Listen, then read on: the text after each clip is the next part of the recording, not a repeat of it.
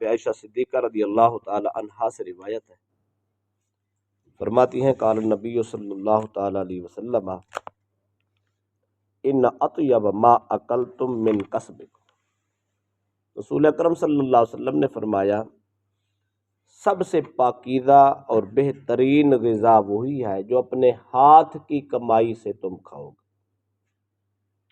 وَإِنَّ أَوْلَادَكُمْ مِنْ کسبکم، تمہاری اولاد بھی تمہارا کسب ہی ہے۔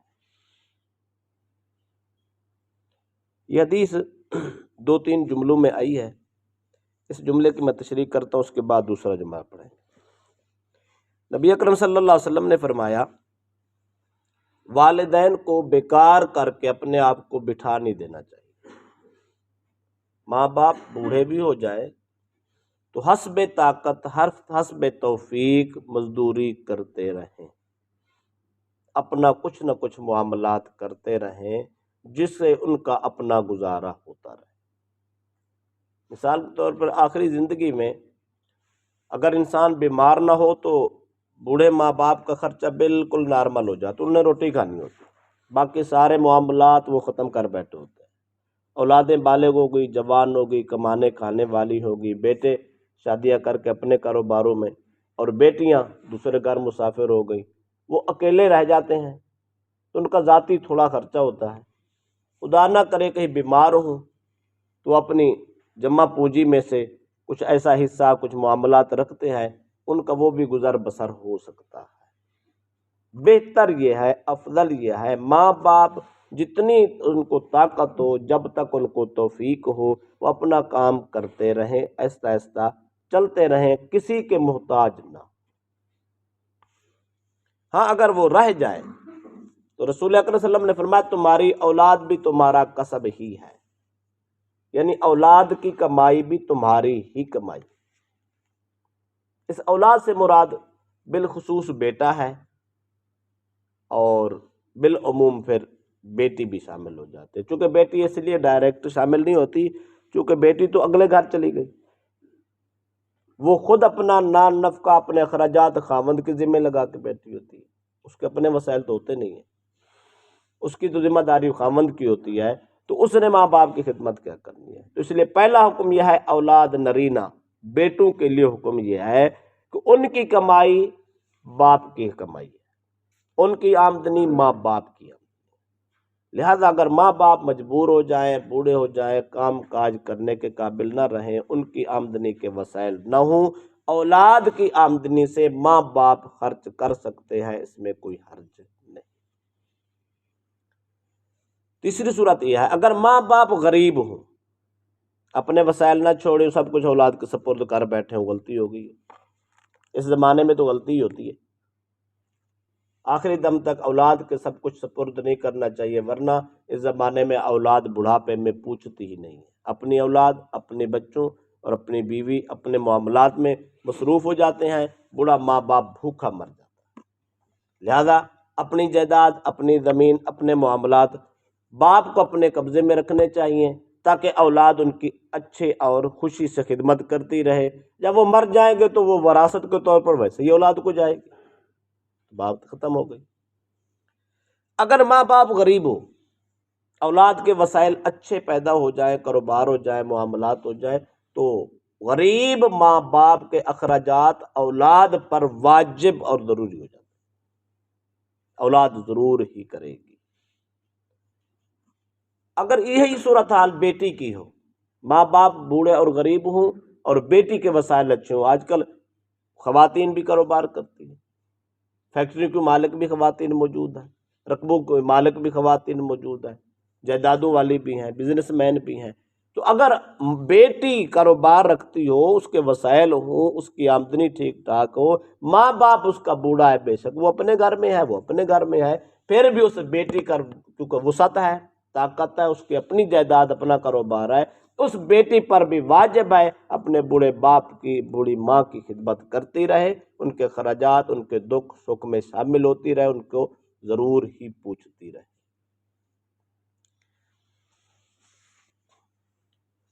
ایک حدیث پاک الفاظ یوں بھی ہیں کہ ایک باپ اپنے بیٹے کے مال سے اخراجات استعمال کرتا تھا۔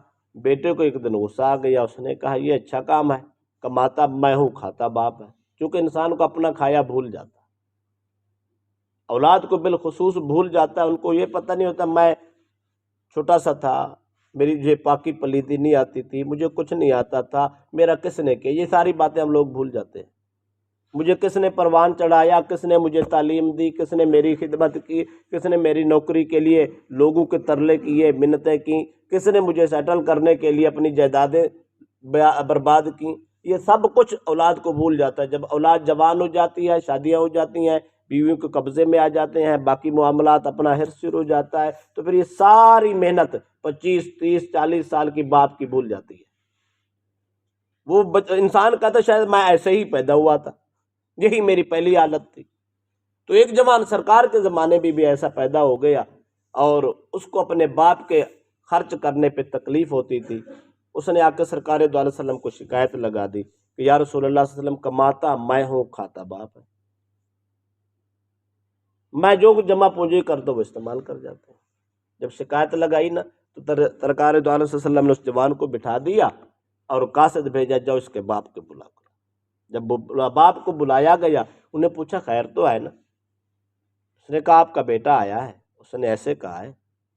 اب باپ گھر سے چلا، دربار مصطفیٰ میں آ رہا تھا، اور اس کے دل میں یہ ساری فلم چل رہی تھی، ساری کہانی چل رہی تھی۔ یہ کیا تھا؟ ہم نے ان کو پیدا کیا، ہم نے ان کی دیکھ بھال کی، ہم نے ان کے پاکی پلیدی کا خیال کیا، ہم نے منہ کے لقمے ان کے منہ میں دیے، ہم نے پیٹ کاٹے اور ان کو کھلایا، ہم نے اپنی سردی گرمی کا احساس نہ کیا، ان کو سب کچھ کیا۔ وہ ساری زندگی کے جو دکھ تھے نا، وہ جو باپ نے جھیلے تھے، بڑھاپے کی عمر میں میں نے کندھوں پہ بورے اٹھائے اور مزدوریاں کی، لوگوں کی خدمتیں کی، لوگوں کی جھڑکیں کھائیں، ان کی خاطر کھائی۔ آج بچہ جوان ہو گیا، آج اس کو اپنی کمائی نظر آ رہی ہے، بوڑھے باپ کی خدمت نظر نہیں آ رہی۔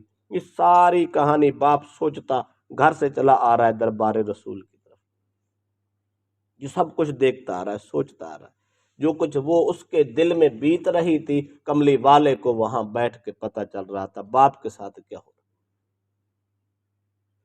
جب سرکار کی خدمت میں آیا تو سرکار نے ان سے کہا تھا، سرکار نے کہا کہ یہ بھی سوچ رہا تھا، یہ بھی سوچ رہا تھا، یہ بھی سوچ رہا تھا۔ جی یا رسول اللہ، یہ جو باپ ہوتا ہے، باپ کو تو پتہ ہوتا ہے نا کیا کچھ چلتا ہے۔ تو سرکار نے بڑا کمال جواب دیا۔ سرکار نے فرمایا جوان، او باپ کی شکایت کرنے والا، شکوے کرنے والا کہ میرا مال کھا گیا، میری کمائی کھا گیا، سن، انت و مالک لابیک، تو بھی اور تیرا سارا مال تیرے باپ کے قبضے۔ تو کون ہوتا ہے باپ پہ طنز کرنے والا اور باپ کو کی شکایتیں کرنے والا؟ مت سوچ کہ تو آزاد ہے، تو باپ کی کا مال ہے۔ مال وہ ہوتا ہے وہ چاہے جیسے چاہے، جہاں چاہے، جس وقت چاہے خرچ کر، لہذا تیرا باپ با اختیار ہے، آج کے بعد باپ کی شکایت نہیں کرنی۔ ماں باپ کا اتنا بڑا حق ہے، لہذا زندگی کے ہر مرحلے میں دو باتیں ہمارے سامنے آ گئی، بات کو ختم کروں۔ ماں باپ کا حق ہے ساری زندگی کوشش کر کے اولاد کی محتاج نہ ہو، خود کوشش کرتے رہے، جتنی طاقت ہے، جتنی وسعت ہے، جب ورنہ یہ اولاد ایسے ہی ہوتی ہے، وہ پرواہ نہیں کرتی، مشکل ہو جاتی ہے۔ محتاج نہیں رہنا، اپنے وسائل اپنے پاس رکھنے ہیں، اور اولاد کا بھی حق بنتا ہے وہ اپنے ماں باپ کی وقتاً فوقتاً صحیح خدمت کرتے رہے، اپنی خدمت کو مت اگر بھول گیا تو یہ رسول اللہ کا فیصلہ سن لے، اولاد بھی ماں باپ کا مال ہوتی ہے۔ جس طرح مال میں ماں باپ مختار ہوتا تھا، استعمال کرتا تھا، آج اولاد کی جائیداد پر اس کے معاملات بھی وہ استعمال کر سکتا ہے۔ یہ اس صورت میں ہے جب اولاد حقوق ادا نہ کرے۔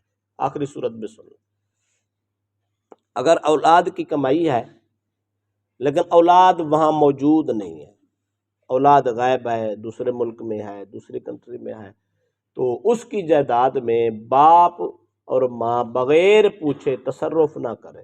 مثلا اس کی کوئی چیز، کوئی جائیداد بیچ کے استعمال کرنا شروع کر دے۔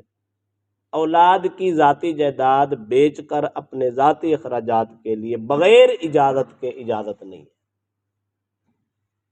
اگر اولاد کی چیز ہے تو اس سے پوچھ لیں بیٹا مجھے یہ ضرورت ہے، یہ کام کرنا ہے، یہ ایسے معاملات ہیں، لہذا یہ چیز میرا دل ہے، کس کو بیچ دیں، بیچ کے اس کی قیمت کو ادھر لگا دیں۔ اب اولاد کو اپنے ساتھ لگا کر ان کی رائے لے کر اجازت لے کر بعد میں باپ وہ معاملات کرے، کہیں ایسا نہ ہو۔ وہ ابن سیرین، امام ابن سیرین رحمۃ اللہ علیہ بہت بڑے محدث گزرے ہیں، انہوں نے یہ بات لکھی ہے، انہوں نے کہا 40 سال ہو گئے میں نے اپنی اولاد کو ایسا حکم بھی نہیں دیا جو ان کے لیے مشکل ہو جائے، محض اس خوف اور اس ڈر کی وجہ سے کہیں میں ان کو حکم دوں اور اولاد نہ کر دے، کہیں جہنمی نہ ہو جائے۔ ماں باپ کے حکم پر اولاد نہ کر دے، منہ موڑ لے، تو اس کے جہنمی ہونے کا خطرہ ہے، بے ادب ہونے کا خطرہ ہے۔ باپ کو یہ بھی صورتحال سامنے رکھنی ہے کہ اولاد کہیں برباد نہ ہو جائے، خدا کے عذاب میں مبتلا نہ ہو جائے۔ ماں باپ اس بات کا بھی خیال رکھیں، اولاد کی تربیت بھی کریں، اولاد کے معاملات بھی دیکھیں، ان کے معاملات میں ان کے مال میں جب دخل اندازی کریں یا ان کے اخراجات اپنے اوپر لگائیں تو پھر سوچ کے لگائیں، ترتیب سے لگائیں، ان کی رائے سے لگائیں، کہیں ایسا نہ ہو یا اولاد نافرمان ہو جائے، بے ادبی کر بیٹھے، یا آپس میں کشیدگی پیدا ہو جائے، ماں باپ کی بے ادبی نہ ہو جائے، بے ادبی ہو جائے تو دل دکھتے ہیں، دل دکھ جائیں تو خدا کا پھر عرش ہل جاتا ہے۔ اس لیے ماں باپ بھی اپنی ذمہ داری نبھائیں، اولاد بھی اپنی ذمہ داری نبھائے۔ اللہ پاک ہم سب کو اچھی نیت، اچھی تربیت اور اچھی سوچیں عطا فرمائے۔ اپنے